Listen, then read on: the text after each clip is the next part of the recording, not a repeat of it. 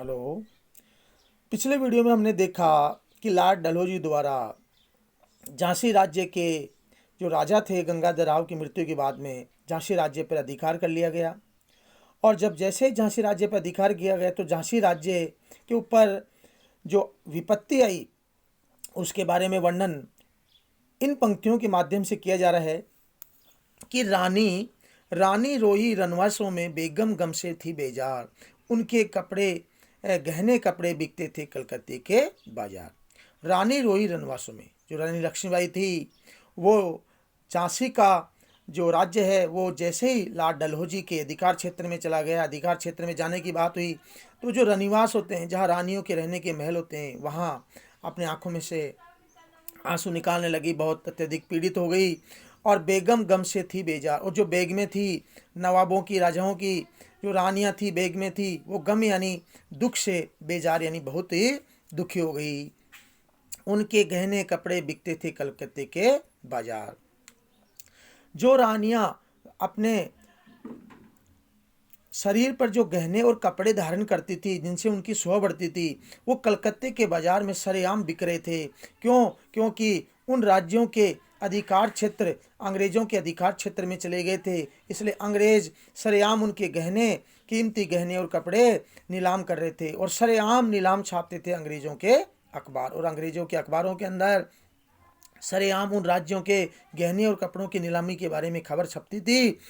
नागपुर के जेवर ले लो, लखनऊ के लो नौलख हार, कि नागपुर के जेवर ले लो और लखनऊ के नौलख का हार ले लो। नौलख का हार 9 लाख का हार होता है, बहुत ही बहुमूल्य और कीमती होता है। तो इस तरह से जैसे ही लॉर्ड डलहौजी द्वारा झांसी राज्य पर अधिकार किया गया तो वहाँ जितने भी गहने कपड़े और जो भी कीमती सामान थे वो सरेआम अंग्रेजों के अखबार में नीलामी के रूप में निकाले जा रहे थे। आगे कवयित्री कह रही है कि यों पर्दे की इज्जत पर देसी की हाथ बिकानी थी। यों पर्दे की जो पर्दा था, जो सम्मान था, मान मर्यादा थी राजा महाराजाओं की, रानियों की, उनकी इज्जत, उनका सम्मान देसी के हाथ बिकानी थी। अर्थात उनकी जो मर्यादा थी, उनका सम्मान था, वो लॉर्ड डलहौजी के हाथों में बिक रहा था। अर्थात मान सम्मान छिन्न भिन्न हो रहा था। बुंदेले हरबोलों के मुंह हमने सुनी कहानी थी, खूब लड़ी मर्दानी वह तो झांसी वाली रानी थी। बुंदेलखंड के हरबोलो जाति के मुंह से हमने ये कहानी सुनी थी कि जो झांसी की रानी थी वो मर्दों के समान युद्ध किया था और अपने झांसी राज्य की रक्षा की थी। कुटियों में थी विषम वेदना, महलों में आहत अपमान। और जो कुटियां, जो उस राज्य के अंतर्गत जितने भी महलों के अंदर रहने वाले लोग थे, उनमें असमान वेदना यानी पीड़ा व्याप्त हो गई थी। सभी राज्य की जनता के लोग सभी दुखी हो गए थे। महलों में आहत अपमान, और महलों में भी लोग दुखी थे, उनका अपमान किया जा रहा था। वीर सैनिकों के मन में था अपने पुरखों का अभिमान। जो वीर सैनिक थे, झांसी राज्य के लोग थे सैनिकों के रूप में, उनके मन में अपने पुरखों का अभिमान था कि हमें जी जान से प्राणों का न्यौछावर करके भी झांसी राज्य की रक्षा करनी है। नाना धुंधु पंत पेशवा जुटा रहा था सब सामान। और जो नाना धुंधु पंत थे, जो पेशवा थे नाना साहब, वो अंग्रेजों से लड़ने के सभी सामान जुटा रहे थे, युद्ध करने की तैयारी कर रहे थे।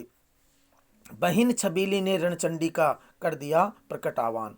और जो बहन उनकी जो छबीली थी, लक्ष्मीबाई थी, वो रणचंडी दुर्गा के समान साक्षात बन करके युद्ध के मैदान में लोगों से युद्ध करने का आह्वान कर रही थी अंग्रेजों के विरुद्ध। हुआ यज्ञ प्रारंभ, उन्हें तो सोई जोत जगानी थी। जब यज्ञ प्रारंभ हुआ, जब स्वतंत्रता की जोत प्रारंभ हुई, स्वतंत्रता के प्रति लोगों के मन में भावना जागृत हुई, तो वो सोई हुई जो सो गई थी अंग्रेजों की गुलामी के कारण, वो वापस से जाग गई, उनमें स्वतंत्रता की जोत जाग गई। महलों ने दी आग, झोपड़ी ने ज्वाला सुलगाई थी। महलों के अंदर स्वतंत्रता की जोत जल गई और झोपड़ी में रहने वाले जनता के लोगों, जो जनता, उन्होंने भी स्वतंत्रता की ज्योत उनके मन में जागृत हो गई। वह स्वतंत्रता की चिंगारी अंतरतम से आई थी और वह स्वतंत्रता की जो चिंगारी थी, जो अंग्रेजों के प्रति विरोध था, अंग्रेजों से युद्ध करने की तो भावना थी, उनके अंतर मन से आई थी। अर्थात उनकी अंतरात्मा अत्यंत पीड़ित हो गई, वो उनसे युद्ध करने की उन्होंने ठान ली। झांसी चेती झांसी राज्य के अंदर भी चेतना जागृत हो गई।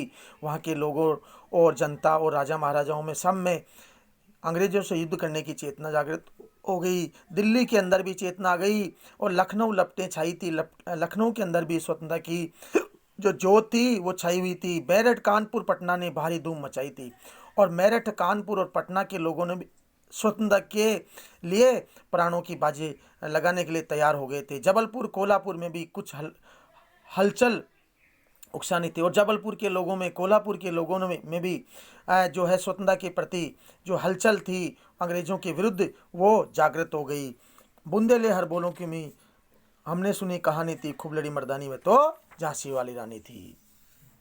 उसके बाद में क्या होता है कि इस स्वतंत्रता महायज्ञ में कई वीरवर आए काम। ये स्वतंत्रता के जैसे युद्ध हुआ अंग्रेजों के विरुद्ध, इस यज्ञ में स्वतंत्रता के इस यज्ञ के अंदर प्राणों का न्योछावर जो करने के अंदर कई वीर जो है अलग अलग जो रियासतों के वीर काम आए, अर्थात ये युद्ध के मैदान में अपने प्राणों का बलिदान किया। जिनमें कौन थे? नाना धुंधु पंत, तात्या टोपे, चतुर, अजय मुल्ला, सरनाम यानी प्रसिद्ध जो नाम थे, अहमद शाह मौलवी साहब, ठाकुर कुंवर सिंह, सैनिक अभिराम जो उनकी सुंदरता थी सैनिकों के वेश में, वो सारी की सारी युद्ध के क्षेत्र में काम आ गई, प्राणों का बलिदान कर दिया। भारत के इतिहास गगन में अमर रहेंगे जिनके नाम, और उन्होंने प्राणों का बलिदान किया तो इतिहास में धरती और आकाश में उनके नाम अमर रहेंगे, क्योंकि उन्होंने स्वतंत्रता के लिए अपने प्राणों का बलिदान किया। लेकिन आज जुर्म कहलाती थी उनकी जो कुर्बानी थी, लेकिन आज जुर्म यानी उन्होंने जो कुर्बानी दी वो आज एक अपराध कहलाता है कि उन्होंने जो अपने देश की खातिर प्राणों का बलिदान किया वह अनायास किया, वह किसी भी काम नहीं आया, वो अपराध साबित हो गया। कैसे? क्योंकि उनके जो है बलिदान के कारण भी झांसी राज्य अन्य राज्य स्वतंत्र नहीं हुए, क्योंकि अंग्रेज उनको गुलाम बनाए हुए थे। बूंदेले हर बोलों के मुंह हमने सुनी कहानी थी, खुदानी में तो झांसी वाली रानी थी। इनकी गाथा छोड़ चले हम झांसी के मैदान, इन सब की कहानियां वीर गाथा छोड़ करके हम झांसी के मैदान में चलते हैं, जहां युद्ध बन रहा, युद्ध क्षेत्र के अंदर जो सभी लोग हैं युद्ध कर रहे थे। जहां खड़ी है लक्ष्मीबाई मर्द बनी मर्दानों में, अर्थात जहां लक्ष्मीबाई थी वो पुरुषों के समान मर्दानी बन करके अंग्रेजों से लोहा ले रही थी, युद्ध कर रही थी। लेफ्टिनेंट वाकर जो अंग्रेज अफसर था वो भी वहां युद्ध के मैदान में आ पहुंचा था, आगे बढ़ा जवानों में, अर्थात जो जवान थे उनके साथ में लक्ष्मीबाई थी, वो लेफ्टिनेंट वाकर के साथ में युद्ध कर रही थी। रानी ने तलवार खींच ली, हुआ द्वंद आसमानों में, अर्थात रानी ने भी अपने हाथों में तलवार उठा ली थी पुरुषों के समान, और युद्ध क्षेत्र में अंग्रेजों से लोहा ले रही थी। आसमान और धरती में चारों तरफ द्वंद हाहाकार मचा हुआ था। जख्मी होकर वाकर भागा, और इस युद्ध क्षेत्र के अंदर जो वाकर था लेफ्टिनेंट गवर्नर जनरल अंग्रेजों का, वो जख्मी हो गया रानी लक्ष्मीबाई के वार से, और उसे अजब हैरानी थी कि इतनी वीरता, इतना जोश किस तरह से ये प्रकट कर रहे हैं अपनी स्वतंत्रता की रक्षा के लिए।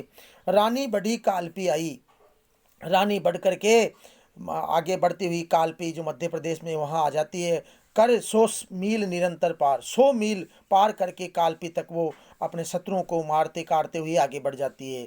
घोड़ा थक कर गिरा भूमि पर, और इतने में देखते हैं कि जो जिस घोड़े पे लक्ष्मीबाई बैठी थी वो घोड़ा है वो थक गया है और वो भूमि पर गिर गया है। गया स्वर्ग तत्काल सिधार, वह तुरंत है जो स्वर्ग सिधार गया, अर्थात स्वर्ग लोक को प्राप्त हो गया, घोड़े की मृत्यु हो गई।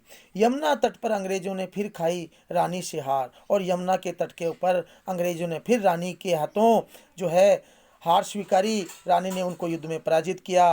विजयी रानी आगे चल दी, किया ग्वालियर पर अधिकार, और जो रानी थी वो आगे आगे बढ़ती गई और ग्वालियर पर भी अपना अधिकार कर लिया।